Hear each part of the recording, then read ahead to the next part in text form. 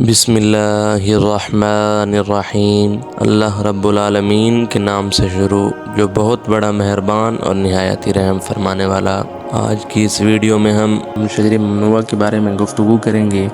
چنانچہ اللہ رب العالمین نے جنت میں حضرت آدم علیہ السلام کو ابلیس کے بارے میں متنبع کرتے ہوئے فرمایا کہ آدم علیہ السلام، یہ ابلیس تیرا اور تیری بیوی کا دشمن ہے، تو یہ تم دونوں کو جنت سے نکلوا نہ دے۔ اگر ایسا ہوا تو تم مشقت میں پڑ جاؤ گے، یعنی جنت سے نکل کر زمین پر جانا پڑے گا اور پھر وہاں اپنی غذا اور خوراک کے لیے زمین جوتنے، کاشتکاری کرنے، دانہ نکالنے، پیسنے، پکانے کی محنت میں مبتلا ہونا پڑے گا۔ چنانچہ سورہ طٰہٰ میں ارشاد باری تعالیٰ ہے: یا آدم ان ھذا عدو لک ولزوجک ولا یخرجنکما من الجنۃ فتشقی۔ اے آدم، بے شک یہ تیرا اور تیری بیوی کا دشمن ہے، تو یہ ہرگز تم دونوں کو جنت سے نہ نکال دے، ورنہ تم مشقت میں پڑ جاؤ گے۔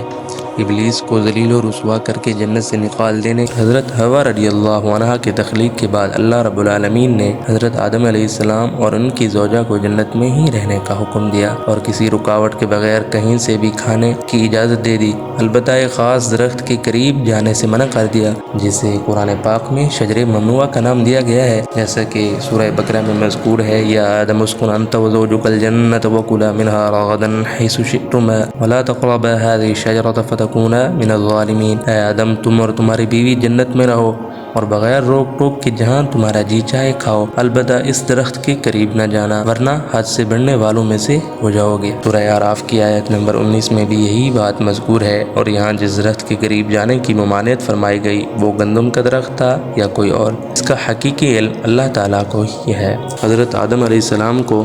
سجدہ نہ کرنے کی وجہ سے شیطان مردود ہوا تھا، اس لیے اس نے اپنے دل میں کینہ و حسد پال لیا اور انتقام کے متعلق سوچتا رہا اور آپ علیہ السلام کو نقصان پہنچانے کی طاق میں رہا۔ چنانچہ موقع ملنے پر اس نے حضرت آدم علیہ السلام کو وسوسہ ڈالا اور کہنے لگا: اے آدم علیہ السلام،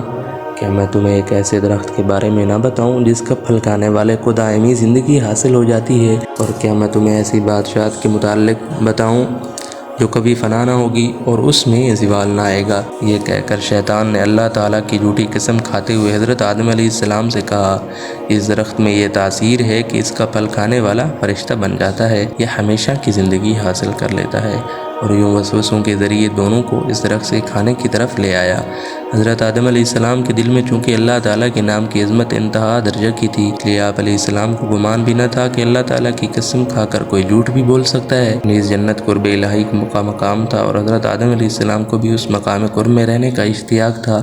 اور فرشتہ بننے یا ہمیشہ کی زندگی مل جانے سے یہ مقام حاصل ہو سکتا تھا، اس لیے آپ نے شیطان کی قسم کا اعتبار کر لیا۔ پھر حضرت حوا رضی اللہ عنہا اور حضرت آدم علیہ السلام نے اس درخت کا پھل کھا لیا۔ حضرت آدم علیہ السلام نے پھل کھانے سے جو منع کیا گیا تھا، اس ممانعت کو محض مکروہ تنزیہ سمجھتے ہوئے اس میں سے کھایا، یا پھر خاص ایک معین درخت کی ممانعت سمجھتے ہوئے اسی جنس کے دوسرے درخت سے کھایا تھا، لیکن بہرحال یہ ایک اجتہادی خطا تھی جس میں گناہ نہیں ہوتا،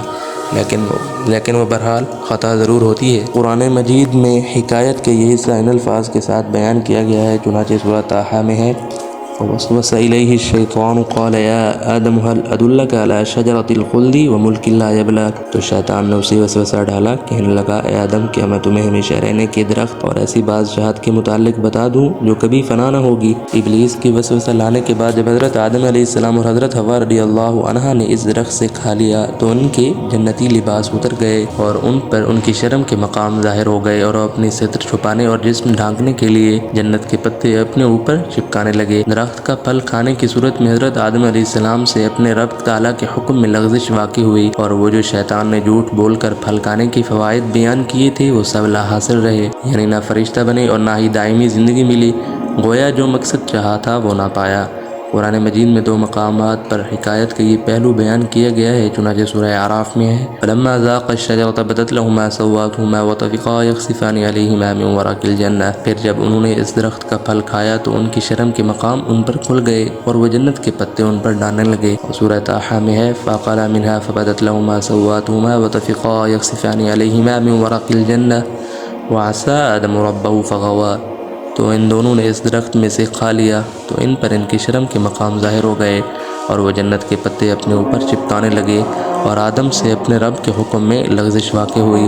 کہ جو مقصد چاہا تھا وہ نہ پایا۔ درخت کا پھل کھانے کے بعد حضرت آدم علیہ السلام اور حضرت حوا رضی اللہ عنہا کو اللہ تعالیٰ نے عظمت و جلال سے خطاب فرمایا اور قرآن مجید میں مذکور ہے الم انہکما ان تلکما الشجرۃ واقل لکما ان الشیطان لکما عدو مبین، کیا میں نے تمہیں اس درخت سے منع نہیں کیا تھا اور میں نے تم سے یہ نہ فرمایا تھا کہ شیطان تمہارا کھلا دشمن ہے۔ حضرت آدم علیہ السلام اور حضرت حوا رضی اللہ عنہا نے اپنی خطا کا اعتراف کرتے ہوئے بارگاہ الہی میں عرض کی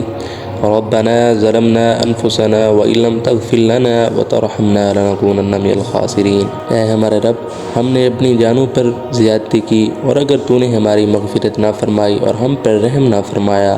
تو ضرور ہم نقصان والوں میں سے ہو جائیں گے۔ بعض علماء کے نزدیک اعتراف خطا جنت میں ہوا اور بعض علماء کے نزدیک زمین پر آمد کے بعد ہوا۔ نیز اس آیت میں اپنی جانوں پر زیادتی کرنے سے مراد گناہ کرنا نہیں بلکہ اپنا نقصان کرنا ہے، اور وہ اس طرح کہ جنت کی رہائش چھوڑ کر زمین پر آنا پڑا اور وہاں کی آرام کی زندگی کی جگہ یہاں مشقت کی زندگی اختیار کرنی پڑی۔